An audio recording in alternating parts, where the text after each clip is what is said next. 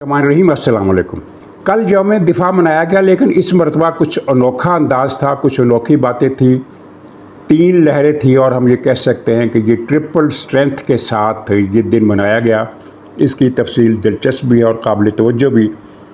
अलीमा ख़ान पर जो अंडे से हमला हुआ और जिसकी सब ने मजम्मत की, लेकिन इस वाक़े के साथ वो शऊर हमने बड़ी सज धज के साथ देखा जिसको कहा जाता है कि ये इमरान ख़ान का दिया हुआ है। यानी इमरान ख़ान ने जो शऊर दिया, इसका जिक्र अलीमा ख़ान ने अपनी गुफ्तगू में भी किया कि इमरान ख़ान ने कौम को बाशऊर कर दिया है, और इस शऊर का मुजाहरा हमने देखा और इनकी ज़हनी तरक्की भी हमने देखी। उस पर हम बात करेंगे।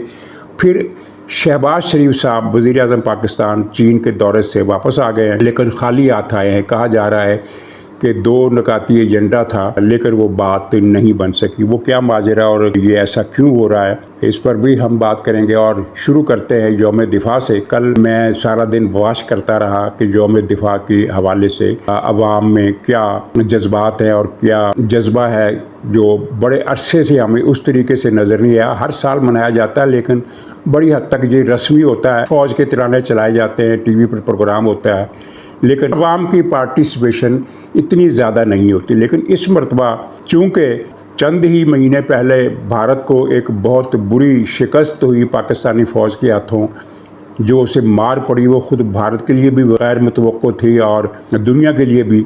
तो इस वजह से भी कुछ जोश खरोश बढ़ा। और दूसरे जो 2 लेयर जिनकी मैंने बात की वो ये थी कि एक तो ये मिलादुन नबी के साथ आया। मिलादुन नबी यानी एक बहुत ही मुबारक दिन, जिस दिन हजूर सल्लल्लाहु अलैहि वसल्लम तशरीफ़ लाए। और ये एक इंसिडेंस बड़ा मुबारक, यानी जिसको कहते हैं ना हक़ीरानुस्सादैन, यानी 2 तारीख़ों का मिलाप हो गया, अच्छी तारीख़ों का, यानी उसमें बरकत वाला माहौल भी पैदा हो गया। दूसरा ये यौम दिफा का अपनी लेयर, और तीसरी ये जो भारत के साथ झड़प हुई, 4 रोज़ा जंग हुई, और जिसमें भारत को बहुत बुरी मार, ऐसी मार पड़ी कि भारत अभी तक उसके नफसियाती झटके से बाहर नहीं आ सका। और इसी झटके का नतीजा है कि चीन की ये बात उसे समझ में आ गई कि अगर तरक्की कर रही है तो पाकिस्तान और चीन दोनों से तुम्हें सुलह करनी होगी। तो ये 3 चीज़ें मिल गई। और अगर कोई आदमी उठकर ये कह दे कि ये हाफ़िज़ आसिम मुनीर की बरकत है जिसकी वजह से ये चीज़ें हो रही हैं, तो ज़ाहिर है PTI वालों को क्या कहते हैं कि थरथरी छूट जाएगी उनको, बाकायदा वो तलमला उठेंगे और एक किस्म के फुंकारने लगेंगे।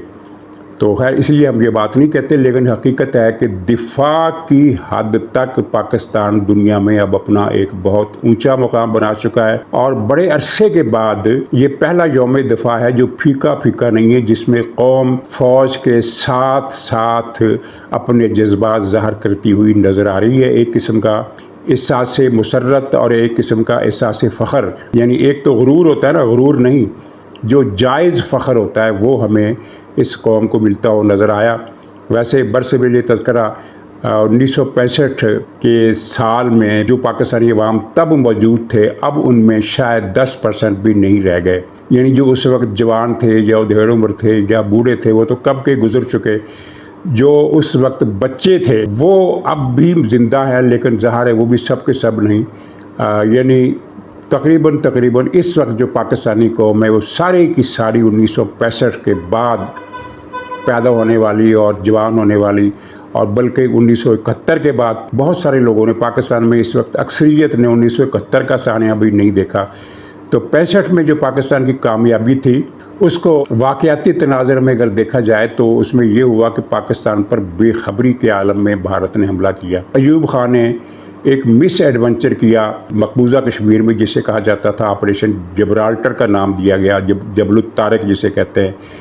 तो कहा जाता है कि उस एडवेंचर के मकासद सियासी थे, लेकिन जो भी था, एक मिस कैलकुलेशन अयूब ख़ान और उनके साथियों ने की कि जब हम ऑपरेशन करेंगे मकबूजा कश्मीर में तो भारत भी मकबूजा कश्मीर में ही इसका जवाब देगा, इंटरनेशनल बॉर्डर पर नहीं आएगा। और उस वक्त थे वज़ीर ख़ारजा जुल्फ़िकार अली भुट्टो साहब, जो बाद में वज़ीर आज़म बने। उन्होंने अयूब ख़ान को यकीन दिलाया था कि भारत किसी सूरत बॉर्डर पर नहीं आएगा, जो भी जंग होगी कश्मीर ही में होगी। तो इन्होंने फिर उस जंग की तैयारी ही नहीं की। ख़ास तौर पर लाहौर को इन्होंने खाली छोड़ दिया कि इंडिया इस तरफ तो आना ही नहीं है। हालांकि लाहौर सबसे सेंसिटिव शहर था, क्योंकि یہ بارڈر کے بالکل پاس واقع ہے، اور بھارت نے پھر اس بے خبری کا فائدہ اٹھایا اور پورے انٹرنیشنل بارڈر پر اس نے حملہ کر دیا، اور لگتا تھا کہ لاہور فتح ہو جائے گا، لیکن لاہور میں فوج بڑی نفری کے ساتھ موجود نہیں تھی، چند کمپنیاں تھیں۔ انہوں نے پھر جس طریقے سے بھارت کو جہاں تک وہ آ گیا تھا وہاں تک اس کے آگے اس نے ان کمپنیوں نے نہیں بڑھنے دیا، اور جنگ اور مزاحمت کی ایک مثال قائم کی جو بہت کم جنگوں میں نظر آتی ہے، کہ تھوڑی سی نفری نے ایک بڑے لشکر کا رستہ روک دیا، اور بھارت پھر جب بے خبری میں حملہ کیا اس وقت جتنا اندر آ گیا پاکستانی بارڈر کے اندر، لیکن اس سے آگے پھر وہ نہیں بڑھ سکا۔ اسی طرح اس کا سیالکوٹ کی طرف سے آ کر جی ٹی روڈ کو کاٹنے کا پلان تھا، وہ بھی چونڈا کے علاقے میں پاکستانی فوج نے ناکام بنا دیا اور بھارت کو شدید نقصان پہنچایا۔ تو یہ اس جنگ میں پاکستان کی برتری تھی، لیکن پاکستان کی معیشت اس وقت بھی بہت اچھی نہیں تھی۔ ان کے پاس تیل نہیں تھا، فاضل پرزے نہیں تھے، ہتھیار نہیں تھے، ہوائی جہاز اتنے نہیں تھے جتنے بھارت کے ساتھ جنگ میں ہونے چاہیے تھے۔ چنانچہ پھر جنگ بندی، کہا جاتا ہے کہ سوویت یونین کے ساتھ ساتھ امریکہ بھی اس جنگ بندی میں شامل تھا۔ چنانچہ جنگ بندی ہوئی جو کہ پاکستانی عوام کی اکثریت کو پسند نہیں آئی، اور انہوں نے اعلان تاشکند یعنی تاشکند میں جو معاہدہ ہوا اس کو بھی پاکستانی عوام نے پسند نہیں کیا۔ تو اس کے بعد 1965 کے بعد پہلی مرتبہ ہم نے بھارت کو فیصلہ کن حد تک نقصان پہنچایا، اس سے پہلے ہم یہ کام نہیں کر سکے۔ تو گویا کہ فضا بدل گئی، ساری کی ساری فضا بدل گئی۔ اچھا ناظرین، اب علیمہ خان کے معاملے پر آ جائیے۔ وہ حملہ ہوا انڈے سے، جس نے بھی کیا، کہا یہ جاتا ہے کہ یہ لوگ پی ٹی آئی کے تھے، وہ خواتین دونوں پی ٹی آئی کی تھیں، اور انہیں کس نے بھیجا؟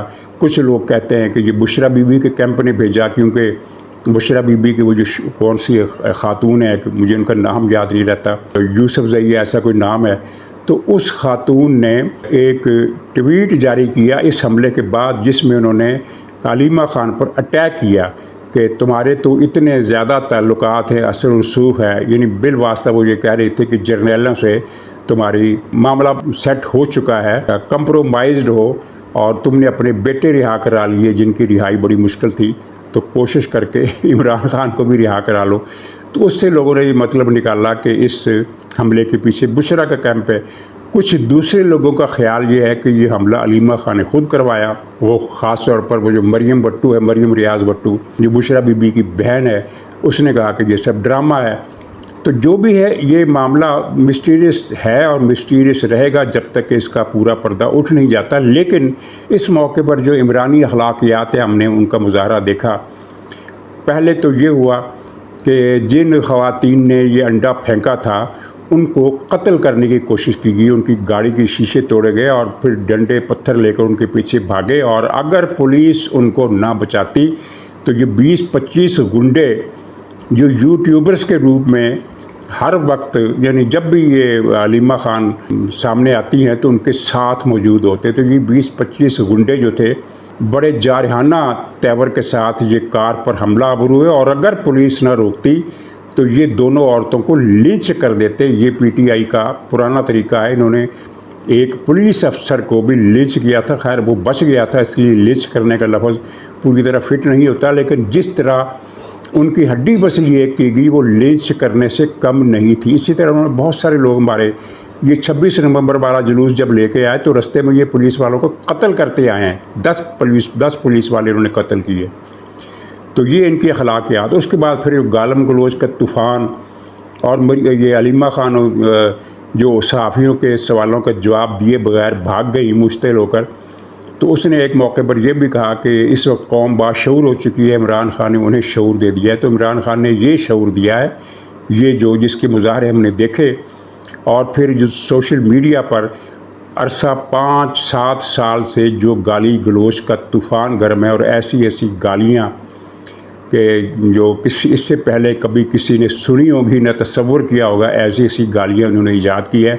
آپ کسی آدمی کی تعریف کر دیں، کسی غیر متعلقہ آدمی کی تعریف کر دیں، مثلاً آپ طیب اردگان کی تعریف کر دیں یا چین کے صدر شی کی تعریف کر دیں، تو نیچے پی ٹی آئی والے فوراً آئے گے کہ اگر یہ اتنا اچھا ہے تو ٹھیک ہے، اپنی بیٹی کا رشتہ اسے دے دو، اپنی بہن، رشتہ بھی نہیں کہتے، بیٹی اسے پیش کر دو، بہن پیش کر دو، اپنی ماں پیش کر دو، یہ جبکہ اس ایشو کا پی ٹی آئی کی پالیٹکس سے کوئی تعلق ہی نہیں ہوتا۔ آپ تجربہ کر کے دیکھ لیں، بلکہ میں کہوں گا تجربہ مت کیجیے، بدمزہ ہوگے۔ کوئی آدمی لکھ دے، کسی کی تعریف کر دے، کسی دوست ملک کے سربراہ کی تعریف کر دے، پاکستان کے اندر کسی کھلاڑی کی تعریف کر دے، تو نیچے آئیں گے کہ اپنی بہن دے دو اسے۔ تو یہ ہے وہ عمران خان کا شعور، اور جو دھرنوں میں ہم نے دیکھا، بلکہ پرسوں ترسوں ایک لطیفہ ہوا، ایک خبر آئی کہ دلی میں ایک 5 سال کا بچہ کسی خاتون کو ہراساں کرتے ہوئے پکڑا گیا، گرفتار ہو گیا، اسے چھوڑ دیا، 5 سال کا بچہ ہے۔ تو اس پر تشویش کی لہر دوڑ گئی کہ یہ اتنی چھوٹی عمر کے بچے یہ کیا کر رہے ہیں، ان کو کیا ہو گیا ہے۔ تو لطیفہ کسی نے بنایا کہ لگتا ہے کہ وہ اپنے ماں باپ کے ساتھ پاکستان کے دورے پر آیا ہوگا، اور انہی دنوں اتفاق سے کوئی پی ٹی آئی کا دھرنا ہو رہا ہوگا، تو دھرنے کو دیکھ کر پھر بچے کی جو نشو و نما ہے وہ ایک دم 10 سال آگے بڑھ گئی۔ اس طرح کی بات لوگوں نے کی۔ تو یہ شعور ہے۔ وہ لڑکیاں آپ کو یاد ہو گئی جو کہتی تھی کہ ہم عمران خان کے ساتھ سونا چاہتی ہیں، میں بھی سونا چاہتی ہوں، میری ماما بھی سونا چاہتی ہیں۔ تو کسی نے پوچھا کہ تمہارے ڈیڈی کو اعتراض نہیں ہوگا؟ تو کہا کہ ڈیڈی کو کیوں اعتراض ہوگا؟ یعنی یہ وہ پی ٹی آئی کا کلچر ہے جو عمران خان نے ڈیولپ کیا، اور یہ وہ شعور ہے جو عمران خان نے ان کو دیا ہے۔ اور اب ان کی ذہنی پسماندگی کا اندازہ کریں۔ یہ حیدر مہدی اچھا خاصا ایجڈ آدمی ہے، اس نے کہا کہ جنرل حافظ عاصم منیر فیلڈ مارشل نے انڈا پھینک کر، علیمہ بیگم پر انڈا پھینک کر ایک گھٹیا حرکت کا ارتکاب کیا ہے۔ اب یہ ان کی ذہنی پسماندگی ہے۔ کسی ملک کا آرمی چیف اپنی بقول ان کے جس کو وہ دشمن سمجھتا ہے، اس دشمن پر وار کرے گا ایک انڈا پھینک کر۔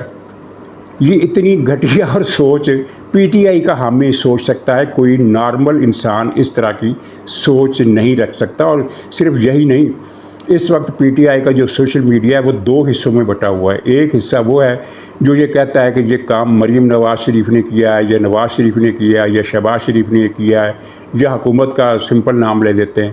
اور دوسرا حصہ وہ ہے جو کہتا ہے کہ یہ کام فوج نے کیا ہے، فوج نے کیا ہے، یعنی فوج نے اپنے دشمن کو، ان کا تو یہی کہہ رہا نا کہ دشمن ہے، کہ فوج نے اپنے دشمن کو ایک انڈا مار دیا۔ یہ ہسٹری کا ایک بذات خود، یہ ہسٹری کا ایک باب بن گیا ہے کہ یہ سوچ ہے، یعنی ذہنی طور پر پسماندہ۔ جو بھی آپ پی ٹی آئی کے کسی بھی آدمی کو پکڑ لیں، چاہے وہ اس نے ماسٹر کیا ہو یا پی ایچ ڈی بھی کیا ہو، آپ کو ذہنی طور پر پسماندہ ملے گا۔ پتہ نہیں کہ پسماندہ ذہنی طور پر وہ پہلے تھا، یا عمران خان کی صحبت میں آنے کے بعد اس کا دماغ ڈیڈ ہو گیا اور وہ زومبی بن گیا۔ تو یہ ان کے حالات ہیں۔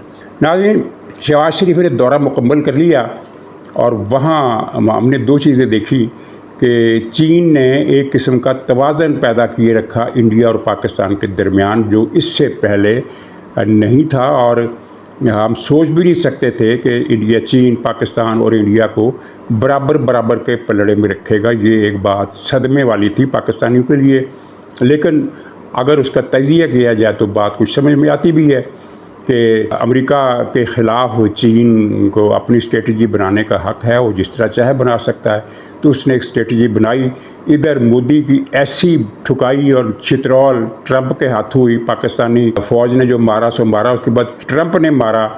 تو مودی کے پاس بھی یہی راستہ تھا کہ وہ چین کے ساتھ چین کی پیشکش قبول کر لے، اور انڈیا کو آہستہ آہستہ سمجھ آ جائے گی کہ پاکستان سے جنگ کر سکتا ہے، نہ وہ چین سے جنگ کر سکتا ہے۔ اس کا فائدہ دونوں کے ساتھ تعلقات کو نارمل رکھنے میں ہے، اگر دوستی نہیں تو نارمل رکھنے میں تعلقات اس کا فائدہ ہے۔ اور چین نے اپنی اسٹریٹجی بنائی ہے، اور اس اسٹریٹجی کا اعتراف صدر ٹرمپ نے بھی کیا۔ انہوں نے کل کہا کہ چین اور روس سے ہاتھ دھو بیٹھے۔ روس تو خیر پہلے بھی ان کے امریکہ کے ٹرمپ کے کیمپ پہ نہیں تھا، لیکن اب وہ کہتے ہیں کہ بھارت سے بھی ہم ہاتھ دھو بیٹھے ہیں۔ لیکن جو امریکہ کا وزیر تجارت ہے، کیا نام ہے اس کا، آورٹ بک جو بھی ہے اس کا نام، اس نے کہا ہے کہ بھارت 2 مہینے بعد ہم سے معافی مانگے گا اور ہمارے کیمپ میں واپس آ جائے گا۔ یہ ایک بڑی بات ہے، بہت بڑا دعویٰ ہے کہ بھارت 2 مہینے میں واپس امریکی کیمپ پہ آ جائے گا۔ اس دعوے کی بنیاد میں لاجک تو ضرور ہے، اور وہ لاجک یہ ہے کہ بھارت امریکہ کے بغیر رہ نہیں سکتا، اور چین پر عدم اعتماد ہے بھارت کے اندر بہت زیادہ۔ خیر وہ بات اس طرف چلی گئی۔ دوسری بات ہم نے دیکھی کہ شہباز شریف صاحب کو کئی مواقع پر چینی صدر نے، چینی قیادت نے نظر انداز کیا۔ اب اس کا مطلب اگر کوئی یہ نکالے کہ چین نے پاکستان کو دور کرنے کا فیصلہ کیا تو یہ غلط ہے. چین ایک قسم کا میسیج دے رہا ہے کہ وہ ہم سے اتنا زیادہ خوش نہیں ہے. اچھا، شہباز شریف صاحب کا مقصد تھا وہاں سے کچھ لانا. ایک تو وہ چاہتے تھے، پاکستان یہ چاہتا ہے کہ جو ریلوے لائن ہے ہماری، مین ریلوے لائن، ایک ہی ریلوے لائن ہے ہماری مین. انڈیا کے پاس تو کوئی 11 کے قریب مین لائنیں ہیں، اور سب سے بڑی مین لائن ان کی 4,500 کلومیٹر ہے، جو جموں سے شروع ہوتی ہے اور چنائی سے بھی نیچے جا کر آخری اسٹیشن پر ختم ہوتی ہے. اس کے علاوہ ایک اور ریلوے لائن ہے جو 2,200 کلومیٹر لمبی ہے.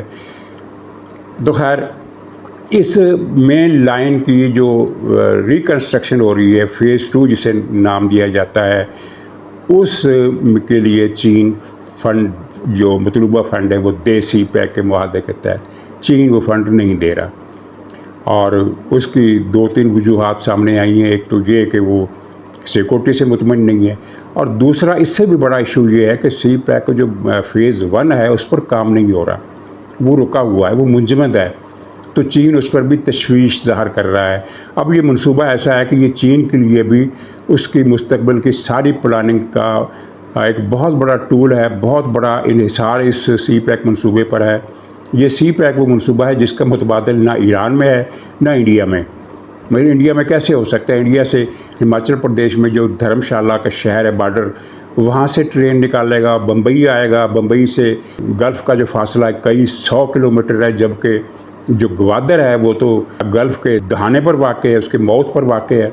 پھر وہاں جو دھرم شالہ سے آگے جب جاتی ہے لائن، اگر کوئی سڑک یا ریلوے لائن یا سی پیک ٹائپ کو پلان کرتا ہے چین، تو وہ تبت سے گزرے گا. بہت ہی مشکل مسئلہ ہے، تبت دشوار گزار، وہاں رستے بھی نہیں ہیں.